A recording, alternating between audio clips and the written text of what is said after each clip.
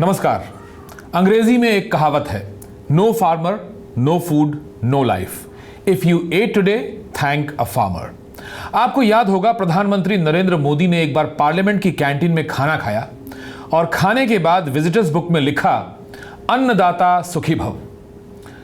लेकिन आज देश में कोरोना महामारी के बीच देश का वही अन्नदाता दुखी है। देश की जीडीपी का 17 से 18% हिस्सा किसान देते हैं। 50% से ज्यादा रोजगार एग्रीकल्चर सेक्टर से आता है। लेकिन कोरोना के कारण खाना खिलाने वाला किसान परेशान है। खेतों में गन्ने, गेहूं और सरसों की फसल पककर तैयार है, लेकिन ये घर तक कैसे आएगी, इसका जवाब किसी के पास नहीं है। कई राज्यों में गांव के हर रास्तों पर बैरियर है। कोरोना के कारण किसान और मजदूर खेतों पर नहीं जा पा रहे हैं। अनुमति न मिलने के कारण फसलों को काट नहीं पा रहे हैं। कई जगह मजदूर नहीं मिल रहे हैं तो घर के ही लोग कटाई का काम कर रहे हैं। गन्ने को स्टोर नहीं किया जा सकता, चीनी मिल तक पहुंचाना होता है। वही हाल फूलों और सब्जियों का भी है। मंडियों तक न पहुंचे तो बेकार हो जाती है। हमारे सहयोगी सिद्धार्थ पांडे की रिपोर्ट देखिए। 3 महीने इंतजार करने के बाद किसान अब अपनी सरसों जल्दी से बेचने में लगे हैं। लॉकडाउन की वजह कर सरसों की कुछ फसल बर्बाद हो चुकी है। ऊपर अब भी बादल बने हुए हैं और सब जल्दी में हैं कि मंडी पहुंचें और सरकारी खातों में सरसों को उतार दें, चाहे लाइन को तोड़ना भी पड़े।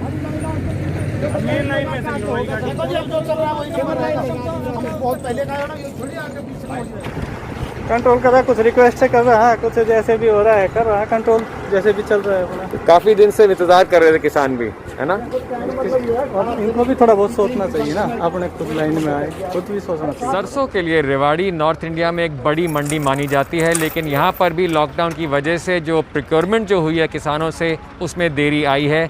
अब उस देरी को मेकअप करने के लिए जो सरकार ने रेवाड़ी शहर को छोड़ के, जहाँ अनाज मंडी है वहाँ छोड़ के, उसके आसपास कई सारे ऐसे प्रोक्योरमेंट सेंटर खोल दिए हैं जो किसानों के खेतों के पास ज़रूर हैं, लेकिन जो यहाँ पर जो प्रोक्योरमेंट करते हैं उनका कहना है कि यहाँ उनके लिए काम करना और मुश्किल है, क्योंकि यहाँ पर जैसे ये जगह जो है ये एक स्कूल है जिसे प्रोक्योरमेंट मंडी बनाया गया है।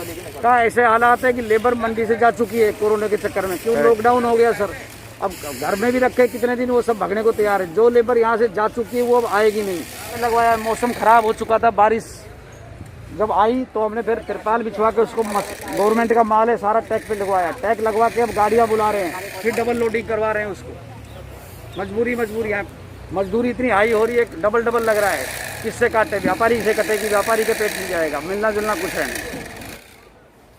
जहां एक तरफ सरकारी प्रोक्योरमेंट एजेंट परेशान हैं, वहीं किसान कहते हैं कि ऐसी टेम्पररी मंडी गांवों के पास बनाने से उनको कुछ राहत तो मिली है। 31 मई तक वे यहां पर सरसों बेच सकते हैं। अब ये जो बादल बन रहा है, दुकुड़ काल जा कर रहा है कि बारिश नहीं आ जाए, बारिश नहीं आ जाए। 6 महीने का दाना दिखाई दे किसान को। इसकी गरीब हालत है। मैं खूब करोड़पति हूँ, कितना 50 करोड़ पर ये धंधा हुई। धंधा गरीब का गरीब किसा ही होता है, किसान का धंधा गरीब किसा ही होता है। कोई भी है किसान, सब गरीब ही नहीं है, कोई किसान नहीं है। जब तक जिसके पास बाहर के कोई इनकम नहीं है वो किसान ही बन जाएगा। मेरा नाम पूजा है। पूजा, कितने साल के हैं आप? मैं 15 साल की हूँ। तो अभी स्कूल में है, कॉलेज में है, कहाँ है? स्कूल में। स्कूल में। फैमिली की हेल्प भी कर रहे हैं इस टाइम? हाँ जी। मेरे नाना अकेले हैं, मेरे मामा नहीं है, मौसी है बस, इसलिए। तो आप हेल्प करते हो? हाँ। बहुत बढ़िया। मैं खेत में जाती हूँ, मतलब जो पाइप होती है बदलवाती हूँ, पानी मतलब खेतों में डलवाती हूँ, सब कुछ करती हूँ। कौन सी क्लास में हो? मैं 10th क्लास में हूँ। अच्छा, तो क्या सबसे ज़्यादा इंटरेस्टिंग क्या लगता है सब्जेक्ट मुझे साइंस लगता है। क्या प्लानिंग किया है इसके बाद, क्या करेंगे इसके बाद लाइफ में, क्या करना है? मुझे डॉक्टर बनना है। अरे वाह, अभी तो डॉक्टरों की बहुत ज़रूरत है सबको, कोरोना से खास तौर से निपटने के लिए। हाँ जी। बड़ा डेंजरस काम भी है। हाँ जी। डर नहीं लगता आपको? लगता है ना। लॉकडाउन की वजह से हर जगह जो है लेबर शॉर्टेज है। परिवार के परिवार एक साथ जुड़ रहे हैं, जितना हेल्प कर सकते हैं, चाहे वो फार्म में भी हाथ पताने की बात है, स्कूल और पढ़ाई करते करते साथ साथ, ताकि जल्द से जल्द जो किसान जो प्रोड्यूस कर रहा है जल्द से जल्द उसे मंडी लाया जाए, उसे यहाँ पर बेचा जाए, क्योंकि किसान को भी पता है जब तक सामान नहीं बिकेगा उसका पैसा नहीं मिलेगा और जितनी देरी होगी उससे नुकसान होने का पूरा चांस है। रेवाड़ी में सिद्धार्थ पांडे, गो न्यूज़। तो यानी किसान परेशान है। इस पर एक छोटी सी कविता का अंश मैं आपको सुनाता हूं। ये कैसा दौर है, सांत्वना श्रीकांत की ये कविता है, उसका अंश सुनिए।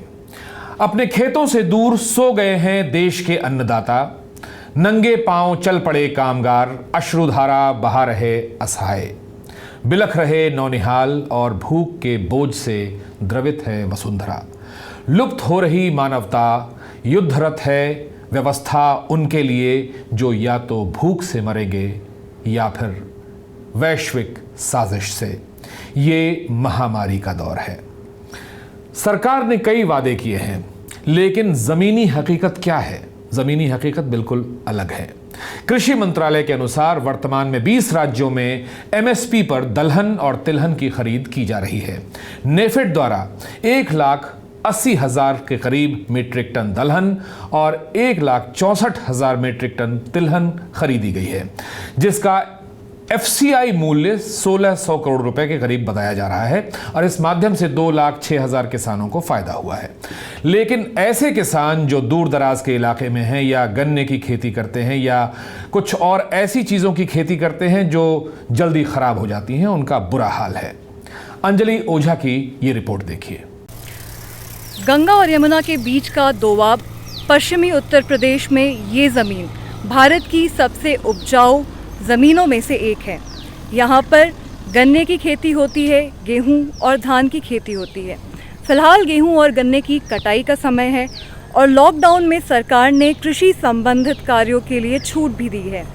यहाँ पे लोगों को लेबर भी मिल रहा है खेतों में काम करने के लिए, क्योंकि बहुत सारे ऐसे लोग हैं जो कि लॉकडाउन के बीच में और कोई भी काम नहीं कर पा रहे हैं। लेकिन इन सब के बीच में जहाँ पर एक तरफ कई जगहों पे काम करने के लिए मज़दूरों की दिक्कत है, यहाँ पे जो खेत में फसल काटने के लिए पैसे मिलते थे वो अब पहले से कम मिल रहे हैं। अभी जैसे लॉकडाउन चल रहा है तो क्या लेबर कॉस्ट कम हो गया है पहले से? हाँ, कम हो गया है। कितना फ़र्क पड़ा है? कम से कम 15 किलो 300 रुपये का। हाँ, तो जैसे पहले कितना देते थे? पहले 700 रुपये लगभग था, अब 300, अब 400 रुपये हो गया एक दिन का। हाँ, अच्छा, पूरे परिवार का है वो, एक आदमी का नहीं है। एक परिवार में कितने लोग होते थे फिर? परिवार में 4 भी हों 3 भी हों, कम से कम 3 तो आदमी है ही। लॉकडाउन चल रहा है, बहुत सारी जगहों में लेबर की दिक्कत हो रही है, यहाँ पे ऐसा कुछ है क्या? नहीं मैम, यहाँ तो सब मिल रहे, लेबर मिल रहे खूब। हाँ, पहले से भी ज्यादा मिल रही। अच्छा, और जो दूसरे काम करते थे वो भी इसी खेती में लग गए अब तो लेबर। जैसे ये है क्या नाम, ये बैटरी रिक्शा वाले सब इसी में आ गए, सब्जी बेचने वाले सब खेती में आ गए सब। लेबर मिल जा रहा है? हाँ, लेबर मिल रही है। लेबर जो तो देहात के है ना, जो मजदूर टाइप के हैं, अब जो बाहर नहीं निकल रहे वो घास करके ला रहे अपने जानवरों के लिए। तो क्या पहले से सस्ता भी हो गया है लेबर? पहले जब कोई काम ही नहीं, लेबर अब क्या बेचारी क्या करेगी, घर में पड़े, जो आ रहा वही सही। गेहूँ की कटाई चल रही है, हम हमारे जो किसान हैं हम उनके दौरे है, कोई बुग्गी भरवा रहा है, कोई गन्ना छुलवा रहा है। हमें भी तो मजदूर नहीं मिल रहे थे, हमें मजदूर मिल रहे। हाँ, तो हमें मजदूर मिलने की बहुत परेशानी थी, हम मजदूर मिल रहे। अच्छा, तो आपका एक तरह से फायदा हो गया? हाँ, एक तरफ से तुम्हारा आजकल किसानों को देखो, ये गेहूँ कट रहे, अब गन्ना बहुत खड़ा खेत में, हमें कोई छोड़ने वाला नहीं मिला था। तो ये जो मजदूर मिले हैं ये क्या आपके गांव के ही हैं या जो? हाँ, हमारे गांव के। वो बाहर कहीं काम करते थे, वापस आ गए? सब हमारे गांव के हैं। ये ऐसा है, फैक्ट्री में करते थे, बहुत दिल्ली में फैक्ट्री में काम करते थे, मिल में अब काम है नहीं, तो अब किसान के दौरे काम करते हैं।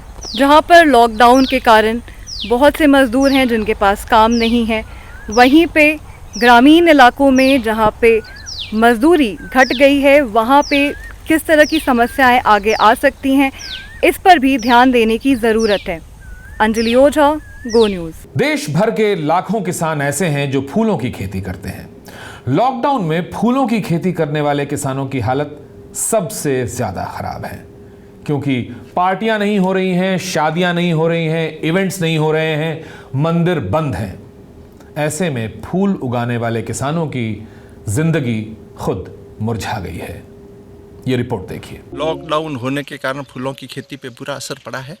यहाँ पर फूलों की खेती करीब 500 किसान करते हैं,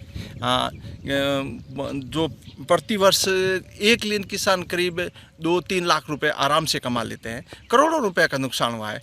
ये लॉकडाउन होना भी और लॉकडाउन कराना भी परिस्थितियों के मुताबिक था, फिर भी ये हमें इनसे कोई लाभ कुछ नहीं मिला, कि खेती से कुछ लाभ नहीं मिला। खेती से लाभ नहीं मिलने के कारण हमें बहुत आर्थिक नुकसान हुआ है, जिनकी भरपाई हम कोई सरकार मदद करे तो हो सकता है, नहीं तो आम आदमी बस की बात नहीं है। फूड कॉर्पोरेशन ऑफ इंडिया के आंकड़ों के मुताबिक इस साल 1 मार्च तक 7 करोड़ 70 लाख टन अनाज सरकार के पास है। कृषि मंत्री का कहना है कि खाने की कोई कमी नहीं होगी, लेकिन अजीब चक्रव्यूह है कि किसान फसल काट नहीं पा रहे, काट पा रहे हैं तो मंडियों तक नहीं पहुंचा पा रहे, मंडियों तक पहुंचा पा रहे हैं तो बेच नहीं पा रहे, बेच नहीं पाएंगे तो खाएंगे क्या। यानी घूम फिर कर मामला वहीं आ जाता है, पेट के सवाल पर। सरकार को सोचना चाहिए, बल्कि उसकी प्रायोरिटी होनी चाहिए कि खाना खिलाने वाला भूखा न रहे। नमस्कार।